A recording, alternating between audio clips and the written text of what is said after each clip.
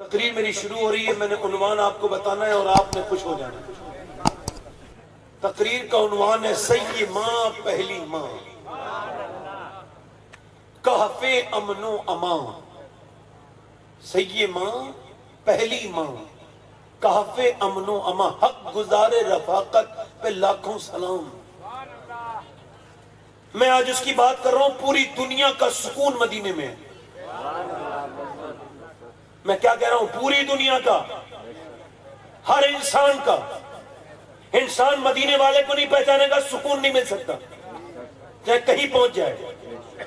اسے یوں کہیے، اگر اسے کہا جائے تو یوں کہا جائے، نظام الدین اولیاء کا سکون مدینے میں ہے، واہ واہ واہ، سبحان اللہ سبحان قطب اللہ، الدین بختیار کاکی کا سکون مدینے میں ہے، بے شک فرید الدین گنج شکر کا سکون مدینے میں ہے، بے شک، غوث العظم کا سکون مدینے میں ہے، واہ واہ، مولا علی کا سکون مدینے میں ہے، اور ذرا غور کریں آپ، عثمان غنی کا سکون مدینے والے کے پاس ہے، عمر کا سکون مدینے والے کے پاس ہے، ابو بکر صدیق کا سکون مدینے والے کے پاس ہے۔ مگر میں جس کی بات کر رہا ہوں وہ کون ہے؟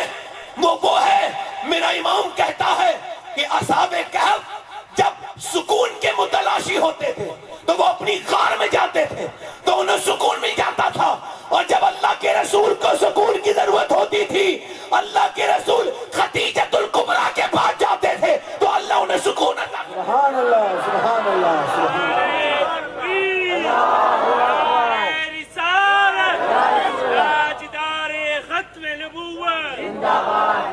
خدیجۃ الکبریٰ پہلی ماں، وہ مومنہ جس کا ذکر نہیں ہوا جتنا ہونا چاہیے تھا، نہ جانے کس کس کے ذکر ہوئے مگر اس کا نہیں ہوا کہ جس کا ساری دنیا جس کی ہے۔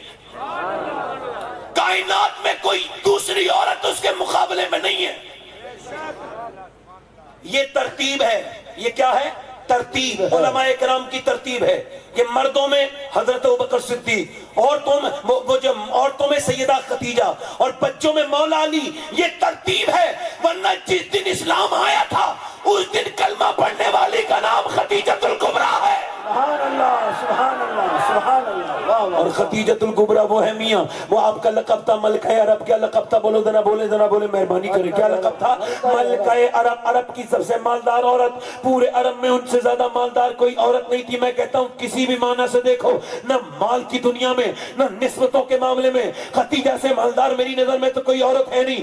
آپ کی نظر میں کوئی عورت ہو تو آپ مجھے بتائیے گا ضرور، ایسی عورت جس کے داماد کا نام مولا علی مشکل کشا ہو، جس کی بیٹی کا نام فاطمۃ الزہرا ہو، جس کے نوازوں کا نام حسن و حسین ہو، اور جس کے شوہر کا نام محمد مصطفیٰ ہو۔ نعرہ تکبیر، نعرہ رسالت، امہات المؤمنین، سبحان اللہ سبحان اللہ سبحان اللہ، واہ واہ واہ واہ واہ واہ، ہے کوئی ایسی عورت؟ بہت اچھا، آج حسین کی نانی کا ذکر سنو، نانا کا تو سنئیے نا، آج نانی کا سنو۔ واہ واہ واہ واہ واہ واہ، اور یہ میری بہنیں بیٹھی ہیں، یہ لے کے جائیں گی انشاءاللہ، اس طرح کی خیرات لے کے جائیں گی۔ سبحان اللہ میں سبحان اللہ، خادم ہوں، میری کوئی حیثیت اوقات نہیں ہے، میری ناظم صاحب نے میری تعریف کی ہے، میں تو کسی لائق نہیں، اللہ کسی لائق بھی نہیں۔ اپنی اوقات صرف اتنی ہیں، کچھ نہیں، بات صرف اتنی ہے، کل بھی ٹکڑوں پہ ان کے پلتے تھے، اب بھی ٹکڑوں پہ ان کے پلتے۔ واہ واہ واہ واہ واہ، ماشاءاللہ، بہت اچھا، خدیجۃ الکبریٰ کون؟ خدیجۃ الکبریٰ۔ سنیں، خدیجہ سے حضور کی شادی اتفاق میں نہیں ہوئی، نہیں، اللہ نے اپنے محبوب کو یار بھی چن چن کے دیے اور رشتہ دار بھی چن چن کے دیے۔ نہ حضور کے یاروں کا کوئی جواب ہے، نہ حضور کے رشتہ داروں کا کوئی جواب ہے نا۔ خدیجۃ الکبریٰ اعلیٰ فرماتے ہیں کہ جہاں جا کے حضور کو سکون ملتا ہے،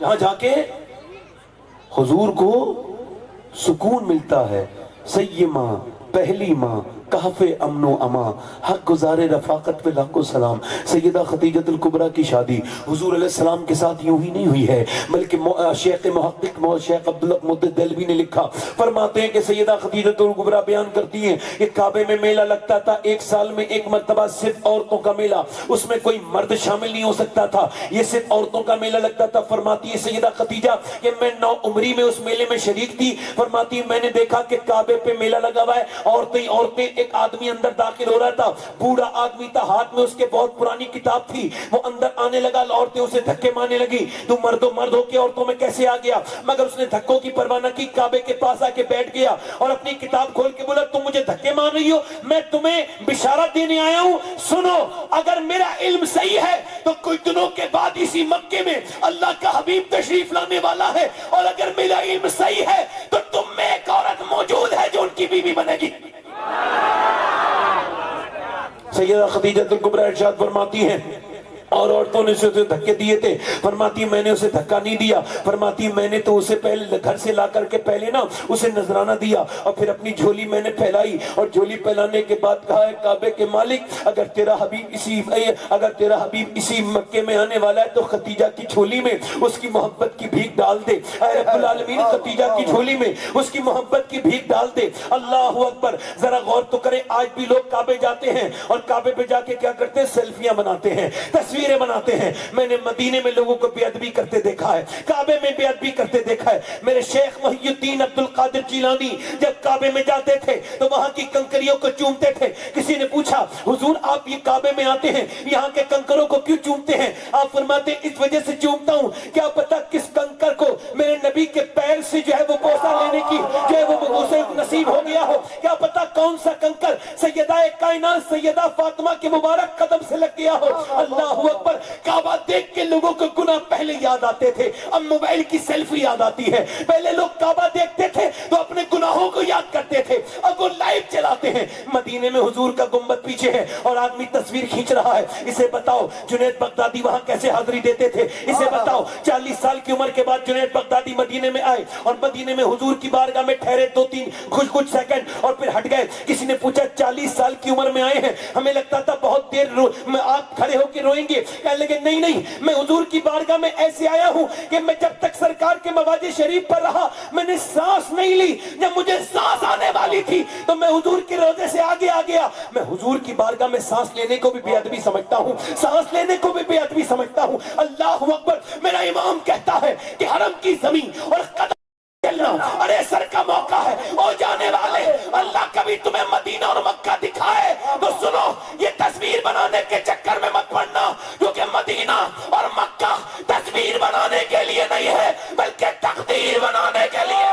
نعرہ تکبیر، نعرہ رسالت، نعرہ رسالت، جشن غوث الورا۔ واہ واہ واہ، ماشاءاللہ، بہت اچھے۔